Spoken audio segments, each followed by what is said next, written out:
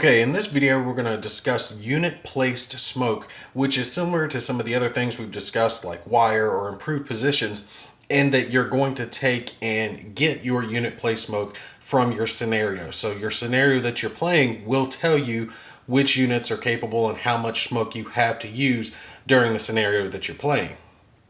Now, a unit that is going to place smoke can do so by spending one movement point to take and place the marker, and it can be placed in its own hex or any of the surrounding hexes as long as it's not a water hex, with the exception if the water hex contains a road or a bridge. So as an example, let's say our infantry here has the smoke laying ability. They could spend one movement point to either place the smoke here in their own hex or in any of the other surrounding hexes. Also, units may place additional smoke or continue to move after they have already placed smoke, provided they have remaining movement points.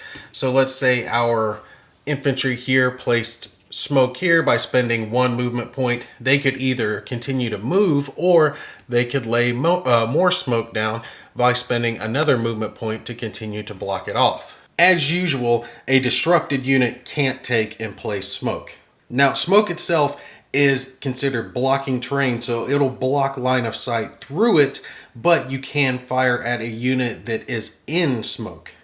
So what I mean by that is, let's take these out of the way. This infantry, this smoke here, would block line of sight between these two infantry markers. But if the smoke had been placed here instead, it would not block line of sight between the two infantry, and they could shoot at each other. Now, units that are in a smoke hex are going to have a few conditions when it comes to taking and conducting ranged combat.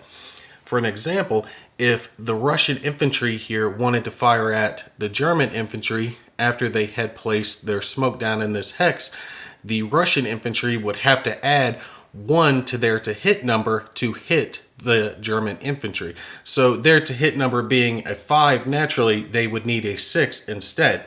However, if their to hit number was a 6 instead, they would not be able to take and fire into it, since it would raise their to hit number to a 7.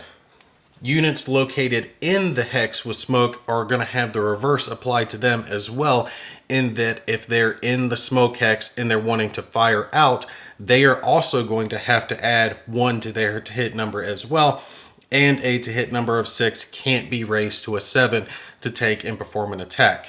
When it comes to indirect fire, that's not going to be affected at all when it comes to smoke as well. Also, units either firing or being fired at in smoke can't acquire each other when smoke is involved. The smoke itself is going to stick around for one full turn, so once you've reached your next marker removal phase, that's when you'll take and remove the smoke marker itself. It's easy to remember because there is a 1 located up in the top right to signify that it only lasts for one turn and then it's taken off the map.